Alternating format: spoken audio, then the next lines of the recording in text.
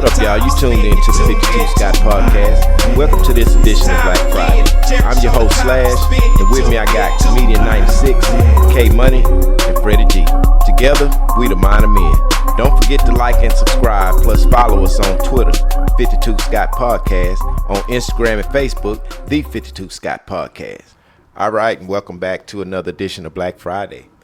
So earlier on in this week, we talked with K Money, and K Money has some things about this 2025 presidential election, which I think is very important. Now, what I do want to say is America's voice has been heard. We have elected President Donald Trump for a second term. He didn't do the last 4 years. Of course, that was the Biden administration. He was the president before the Biden administration, and now he's back for a second term for 2025. Now, I said this once before in the Tuesday show that I didn't vote for Donald Trump, and I had my reasons for not voting for Donald Trump. And I think that's most important when we decide to go to the polls is why are we not voting for a person, or why are we voting for somebody? So clearly I voted for Harris, which I believe that was the right thing to do. And we had a big discussion about race and all of that. But if you think about it, this presidential election was more so about race and gender. When you look at it in a bigger perspective, it was about whether it should be a woman in office or whether we put this President Trump back in office, in which we knew he had some racial qualities and some other things about him that we saw in his first term. It was a lot of racism remarks in these last couple of speeches and stuff that he gave at these rallies. He had a lot of racial things to say. Him and his running partners, had a lot of racial things to say about people. But what I do want to say is that there is one policy that he has that I kind of agree with, and I do think that it will be better for our economy, and that is the one where he's wanting to take away the employee tax. So most of the listeners and all of the listeners that do have jobs, you know what I'm talking about when I say employee tax. It's that big chunk of money that comes out your paycheck that you never ever see, and you don't know why they take it. This is outside of your medical and all of this other stuff that you're paying for, while you're working. But this employee tax is like at 25%. And what his policy is to cut that down to like 10%, which only makes sense because if you allow more money into the American people's pockets, you allow more money into the American system, where this is where our money flotation is. So I think that's a good policy. And where does that money come from to where they're not taking out a tax? I think it comes from the tariffs that he plans to put on these other countries on different goods that come in from other countries, which it only makes sense. So let me just say it like this. For those foreign cars that you purchase at the price that it is now, if his laws pass for these tariffs, then it could possibly make that foreign car more expensive now because there's a tariff on any goods coming from overseas. So a lot of different things, I think, but that's only fair, I do believe, because why do we have to pay all this out of our check when we working and we're not able to see the money, knowing that our economy is screwed up because we're not able to put none in it, but we take it out and give it to other countries for war and stuff like that. But I want to open up the panel for this and allow some other thoughts to come into this, and what do we think happens now after Donald Trump is in office again? We know some of his policies, we know his racial background, we know his criminal background, which these crimes were committed against the American justice system. So, I mean, opening up the panel, what do y'all think? What do y'all expect from President Donald Trump? What do you fear from President Donald Trump, if there is a fear at all? I don't say I fear. Well, of course, I fear everything he could possibly do. Of course, it's more of the supporters that we should fear. I mean, you have a lot of text chains that are out now. There's one I actually just read on Facebook that there's some KKK members that are executing women. Actually, my sister sent it to me. I could actually read it to you if you want me to. Now, is that something that we know for a fact is happening? Because what I don't want to do. Exactly. These are allegedly. But again, there's a lot of text chains that are going out. Mm-hmm. So allegedly, there's KKK members that are looking for specifically black women, but they will take black men. But they specifically are killing black women, or they're hanging them, lynching them, or whatever. So I have that text, but I don't know how true that is. But all this text chain stuff didn't start until after he got elected. So that's what I mean. His supporters, the people that are behind him, scare me more than actual Trump. Yeah, I agree. I have to agree with y'all. I agree. That's what I'm more afraid of. I think they're the confidence has increased on doing things that they ordinarily wouldn't do or feel was okay to do. Right. Now they feel it's okay to do it because he's been elected. I feel is part of some of the what we consider. I think this is Freddie G's word as Trump residue. Mm-hmm. I mean, it's hard and it is scary to think about what to expect. You know, because you just have to listen to some of the things that he said he was going to do. Mm-hmm. That's scary enough, you know, if a lot of that, you know, ends up becoming true. Right. You know, but of course it's not just on him. Just because that's even hard to say again because the Senate and the House. Mm-hmm. Yeah, but, you know, unfortunately, well, I ain't going to say unfortunately, but, you know, Republicans control the Senate now. So, right. I don't know, man. These next 4 years are going to be interesting. It's going to be interesting. So, the aftermath of all of this stuff with Trump in office now, right? I think that the no taxing on overtime, I think that's smoke and mirrors. Let me tell you why. I think it's smoke and mirrors because, number one, before I get into that, let me just say this. Here's the American way, right? Mm-hmm. The federal government tax you work hard. The federal government tax your check. Right. Mm-hmm. Then they give you the money that's left over after they tax it. Right. Correct. Then now that you got the money that's left over, anything that you go in the store they take and buy, again. you pay them taxes on again. Right. Yep. Mm-hmm. Now, with that being said, and I said smoke and mirrors because based upon these tariffs that Trump is trying to put on China and these other countries. Here's an example. $50 pair of tennis shoes. If you 100% tariff on China, $50 pair of tennis shoes will cost you $64. A toaster that costs $40 will cost you $52. So everything is going to go up when they hiking up these tariffs on these other countries. Now, I say that smoke and mirrors in regards to the not taxing overtime. Your taxes as a taxpayer, because we already know that he's going to give the big corporation breaks. Right. So that means that the middle class is not going to make their taxes are going to go up for the most part. Yeah, they're not going to make the So cut. if you're not taxing overtime over here, right. Well, our taxes are going up on our regular check anyway. Mm-hmm. And the only people that's going to benefit, you're not really so much benefiting if, let's say you don't work overtime. You're still paying more taxes over Or here. you don't get paid You have for to work overtime. overtime now in order to get paid. Yeah. And some companies don't offer overtime. Exactly.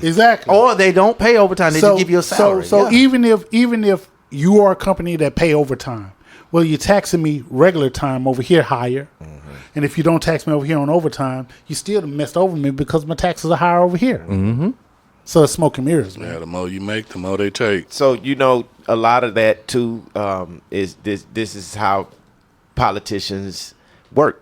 You know, if they can persuade you to vote for them, that's their job. This is what they do. They'll tell you, hey, for X amount of class of people, this is where we're going to help you. And the whole thing is to persuade you to vote for them for that reason, you know. And there's a lot of other things that came up.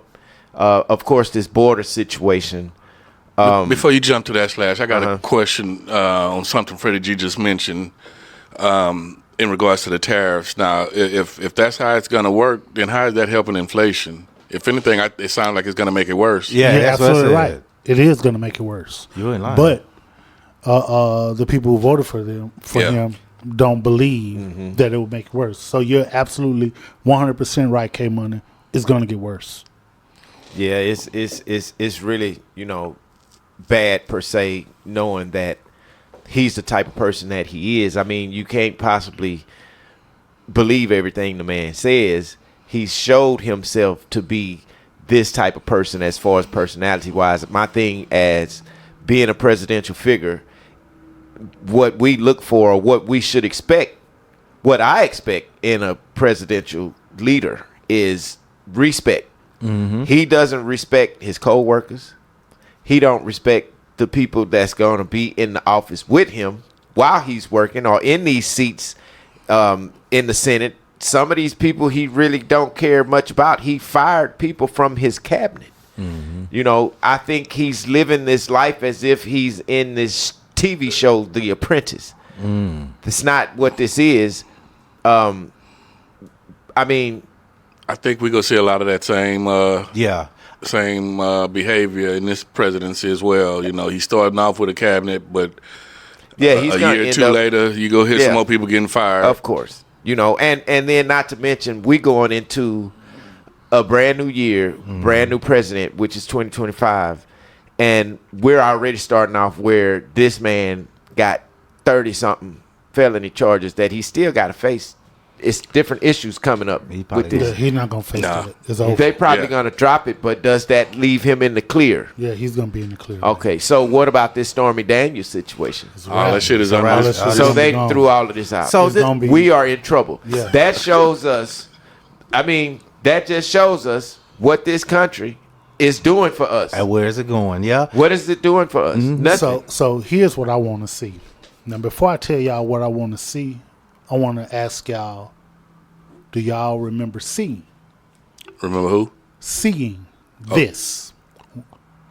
All of the influx of the illegal immigrants coming to this country. Yeah. Y'all remember seeing on the TV? Yeah, started a while back. Hundreds and thousands and thousands of all these people coming over across for a better life. Right. And so Trump ran his campaign off of that. Right. For the most part. Hey, the borders are not secure. People coming over, criminal, rapists, blah, blah, blah, blah, blah, blah. So he ran his campaign off of that. So we know what it looks like when they're coming over because the media shows us. Check this out. I want to see what it looked like, what mass deportation looked like. Now, here's why I want to see what mass deportation look like.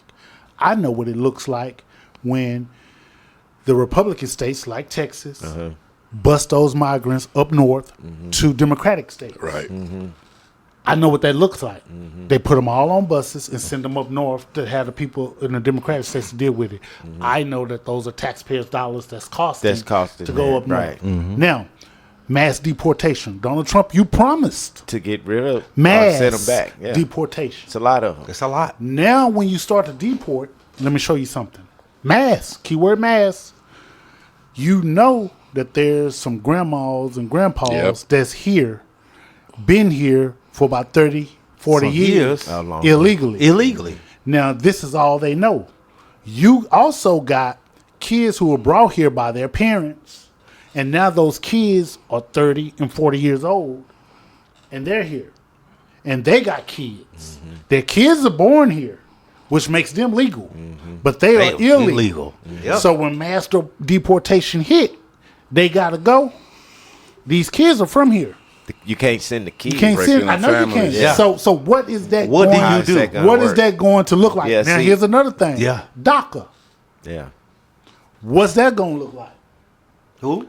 DACA. Okay. These are all of these people that can, education, college and stuff like that. You know, the dream. It's Dreamers. The acronym is Dreamers something. But all that. What is all that's going to look like? But here's what I do know. Middle class going to be paying for it. It's coming out your check. Oh yeah, definitely. And see, that's the thing. You got this mass deportation. I really want to know how that's going to work out if he really going to go through with it, because that was the most confusing part of the election. If you notice, majority of Hispanics were for Trump. But there's a reason why. I don't get it. I'm going to tell you why the majority of Hispanic people were for Trump. Because his policies help those who have businesses.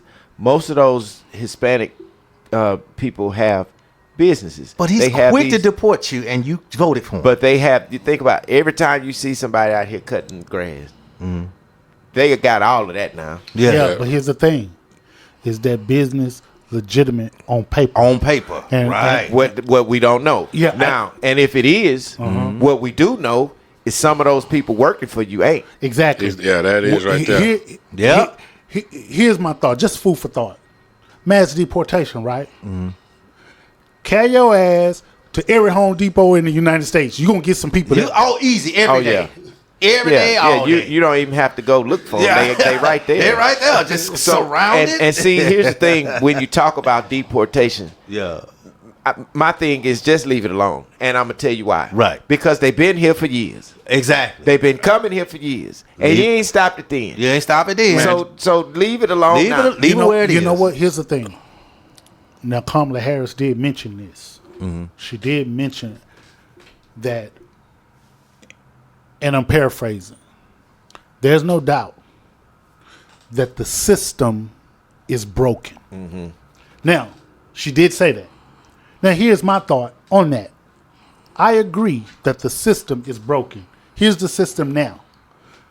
United States is a free country. You come over to free country, we know that they're going to arrest us. When they arrest us, what they're going to do is they're going to give us a court date. When they give us a court date, then we got to come back. But that's the brokenness of the system. They know that they're going to be arrested. They know that they're going to get a court date, but they're going to be released. And then when they're released, that's when they get lost, right? Now, easy fix. If they come in here illegal and they get arrested, instead of giving them a court date, deport them on the spot. Because those and the reason why that only makes sense is because these are the ones you need to get rid of, the ones doing the crime. Man, just think about the racial profiling that's about to start occurring. Well, he's going to give more power to police officers. That's what I'm saying. It's giving them the okay to racially profile. Yeah, so, we in trouble in a sense. Now, it may not affect you financially, and it shouldn't. Nothing he does, and the only way I think this is going to be a financial effect to a person is for the people that's not trying to take care of financial issues right now and have been for a while. And what I mean is the people that's not out on their own trying to do better in life, the ones that are on child support. I mean, not child support, but living off of the government and all of this. It's going to be tough on y'all, but it's going to be tough on us. Either way, we've been black.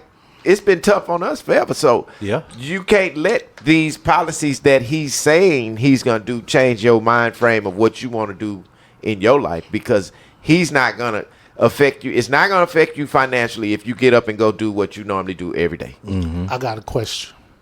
When you think of mass deportation, what race comes to mind? Hispanics, yeah. Okay. They're eating the cats, they're eating the dogs. What race come to mind? Hispanic. No. I didn't hear what you said. Say it again. They're Oriental. They're eating the cats and they're eating the dogs. Oriental.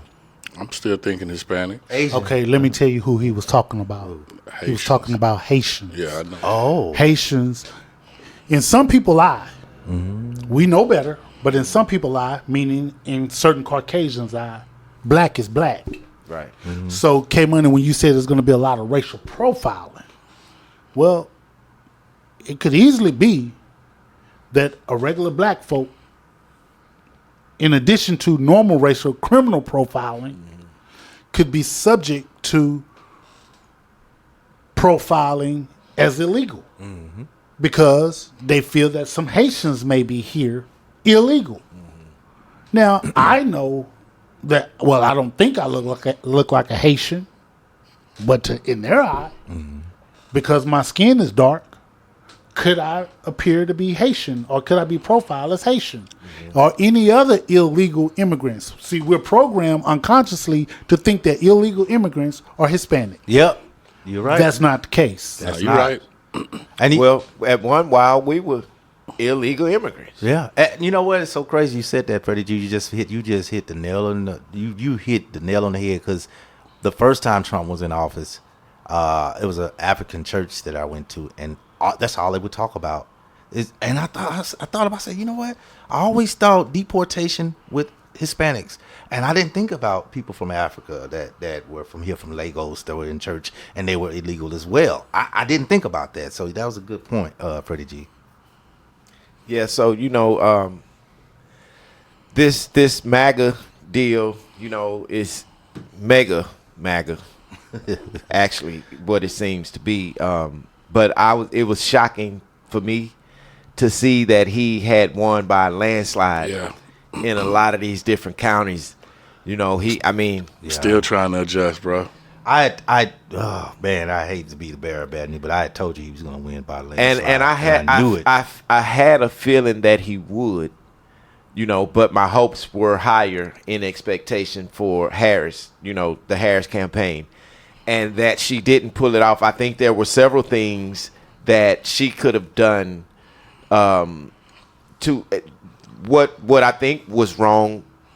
She didn't address the people who went for her campaign that night. There should have been an address to these people. Hey, I know we're a little bit behind. We may not win this time. We may not get it this time, but let's keep a clear mind. Let's keep our thoughts on the same goals, on the same plan. She should have came out and addressed those people, even though she didn't have as much time as normal candidates would. I feel like that would help her in the next time if she ever decides to run for president again, because I'm sure she will. You think so? I think she will. Yeah, I don't think this is the last we seeing from her. I know one thing that I think hurt her in this election was when she was asked what would she do different from Biden, and the way that question was answered, I think did a lot of damage. People didn't hear what they wanted to hear, but she was also trying not to throw Joe under the bus, in my opinion. Yeah. Right. So it was hard for her. Yeah. Yeah, that's the main thing. So I don't know if I understood you correctly, Slash, but she did make a concession speech. So the night of the actual election, she made a concession speech. I thought she left and went home. No, she made a concession so speech. she did come out. It was just later than they expected. It was later. So what time was it? But that's usually how it works. Because I saw around, I think it was 11 or 12. Yeah. She went home. She saw sent that. the guy out there to say, hey, she won't be addressing. Right, she sure did. But she did make a concession speech. And usually what happens when a president loses or a presidential candidate loses and concedes, they'll make their concession speech later. But she did make a concession speech to tell, because I did see some of the students at Howard University crying. I saw them standing They were crying. The way, and I guess I dozed off before that happened, because when I was watching as it unfolded, I saw the news, how they post across the bottom of the screen that she would make her address tomorrow for, whatever's going on tonight. So, but I didn't see that. Well, even if it said that, at the end of the day, whether she made it that night or the next day, I mean, votes were still being counted. Right. So, possibly waiting on that. Still kind of waiting to see. Right. Because votes are still counting. Some votes are still being counted right now. Mm-hmm. Well, you know what I'm saying? Like some of these votes take days and weeks. Yeah. I got a question, though. My sister, she was watching it, and she texted me, Ted Cruz won. That means Trump gonna win. So before Trump won, Ted Cruz won. How could you know just by Ted? How could she know just by Ted Cruz winning that Trump was going to win? Is it because they both Republicans? Is that how she based that judgment? I'm guessing. Would you know? I don't know, but I think because Ted Cruz kind of runs with Trump. It's almost a given. Okay, that's what it was then. Because like I said, I'm not big. I don't know too much on politics, but it was just weird. I'm like, how you just because Ted won don't mean that Trump for the win? That's an opinion. You couldn't. There's no way that she could have known that. But based upon the projections and what it looked like. What it looked like, yeah. She formed an opinion. Okay. But there's no way you would know. Yeah. If the votes are still being counted. Gotcha. Right. I agree with that.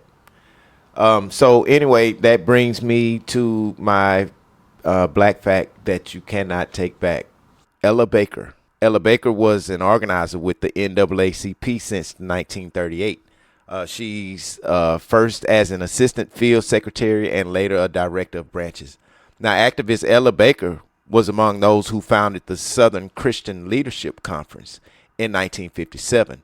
And what they did that for was to coordinate and reform SCLC into 1960 to help student leaders of college activist groups organize the Student Nonviolent Coordinating Committee in 1964. She served as an advisor to the Mississippi Freedom Democratic Party. So shout out Ella Baker and Ella Baker's family. Again, this is big for politics. Black woman, of course. We support our black women in leadership. We think y'all deserve, whatever you get from your hard work. Whether it's being vice president, whether it's being president, whether it's being Senate, whether it's being district attorney, whatever you're doing in leadership as a black woman, we do respect that. And I do want to make up for some of the issues where they had more black men voting the opposite direction. But to keep it positive, let's support our black politicians that's trying to help, because it's going to help us in the long run, and we can maybe end these race wars. See y'all next week. So that's going to do it for this episode of Black Friday. Hit that like button and subscribe. Follow us on Instagram and Facebook, The 52 Scott Podcast. On Twitter, at 52 Scott Podcast. Check us out on Monday for Music Mondays. See y'all then.